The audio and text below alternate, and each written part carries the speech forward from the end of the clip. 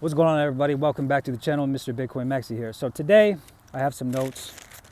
I recorded this video while I was walking, but the mic kept making this weird noise and I can't find my wireless ones. So I'll be sitting down out here on the grass, sharing my notes with you all. Bitcoin 2025 financial summary. Now, before we get into today's video, I want to thank you all so much for the love and the support on this channel in 2025 and for ultimately helping me grow this channel. And so I started this channel out of passion, and a lot of people in my personal life that know me was like, you should start a Bitcoin channel just focused on Bitcoin and educate people. And I started it out of passion, and crazy, it took off, 3 months now, almost at 2,500 subs. So I want to thank you all very much for the love and support on this channel and for ultimately helping me grow the channel. So let's get into my notes. Now, I don't know if anybody's really going to watch this.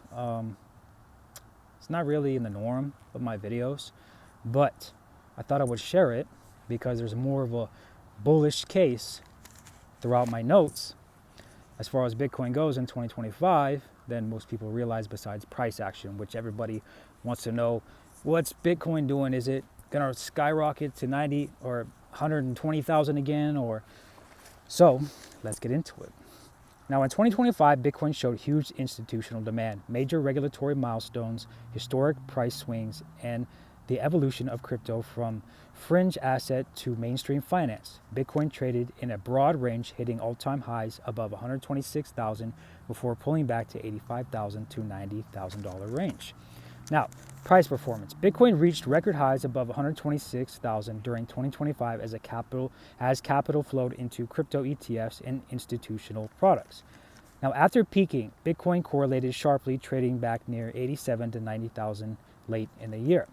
So, I don't know if I said it. Merry Christmas, by the way. Today's Christmas, December 25th, 2025. And so, overall, for the year, Bitcoin was up roughly 80% year to date before the late year pullback. Price action wasn't a straight uptrend. Bitcoin became range bound and volatile with sharp corrections and rallies, reflecting macro pressures and shifting investor sentiment. So another one I want to talk about and cover is institutional demand and ETFs. Now, 2025 saw massive momentum behind Bitcoin ETFs. Inflows reached record levels, broadening access to institutional and retail investors. Major companies accumulated Bitcoin on balance sheets, with one large corporate holder pausing buys after accumulating roughly $1.9 billion worth. Imagine having $1.9 billion into Bitcoin. Man, I bet it feels great. I bet it feels good, having that much. Now, institutional interest remains strong, with surveys showing 68% of institutional investors involved or planning Bitcoin exposure. Even in a correcting market, ETF flows resilience. Bitcoin products led crypto ETF inflows globally. Now, I want to cover regulatory and macro themes. All right, 2025 brought significant regulatory footprints.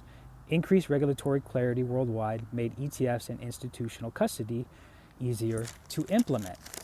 Now, I don't recommend buying ETFs as an average Bitcoin investor, a Bitcoin maximalist. I don't recommend buying Bitcoin ETFs. Just buy Bitcoin itself and take it off exchanges. But, however, we do need Bitcoin ETFs for Bitcoin maturity. All right. Now, in the United States, a strategic Bitcoin reserve initiative was created via executive order, positioning Bitcoin as a national reserve asset. These kinds of developments helped shift Bitcoin from speculation towards institutional acceptance and regulatory legitimacy. Global monetary policy moves like rate changes from central banks influenced Bitcoin sentiment and price action throughout the year. Now, another one I want to cover is network and adoption metrics. Bitcoin's network continued growing with more nodes and broader participation across the globe. Emerging market adoption and usage metrics reinforced Bitcoin's role as digital gold and alternative store of value. Now, my last page of my notes, sell-side and market psychology. Despite institutional optimism, retail sentiment at year-end was negative, with profit-taking and reduced speculative demand contributing to price softness. Late-year volatility metrics showed higher trading volatility, reflecting uncertainty and shifting strategies among large holders. Now, the narrative themes basically of this. Mainstream integration, Bitcoin continued transforming into a legitimate financial asset integrated by hedge funds, pension plans, and ETFs. Now, regulatory progress, government clarity made institutional adoption smoother. All right. Now, market psychology, retail skepticism and profit-taking weighed on prices late in the year. Macro uncertainties, central bank policies, and global events kept Bitcoin correlated to macro sentiment. Now, in summary of my notes, and I'll briefly talk a little bit. Dang, my battery's dying.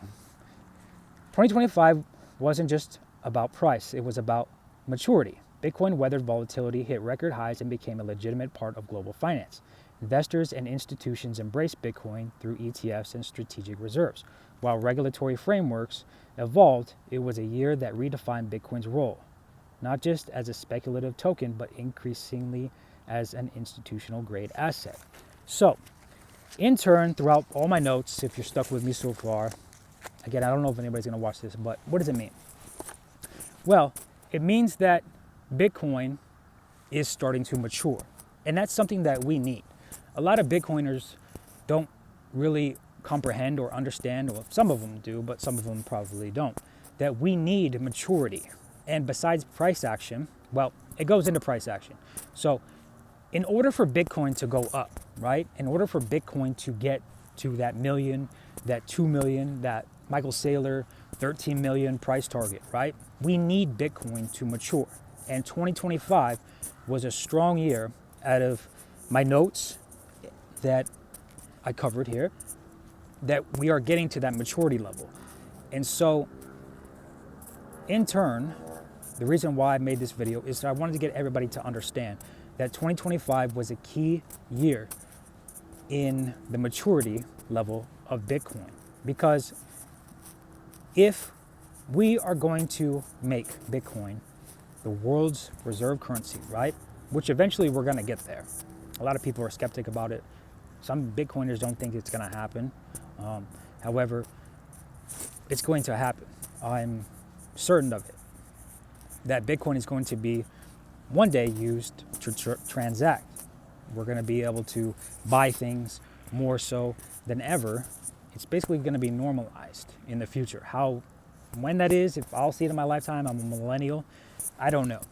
All I know is that 2025 was very bullish on the maturity level of Bitcoin, and that's something that we ultimately need, because as a Bitcoin maximalist, the key thing that I look for is maturity.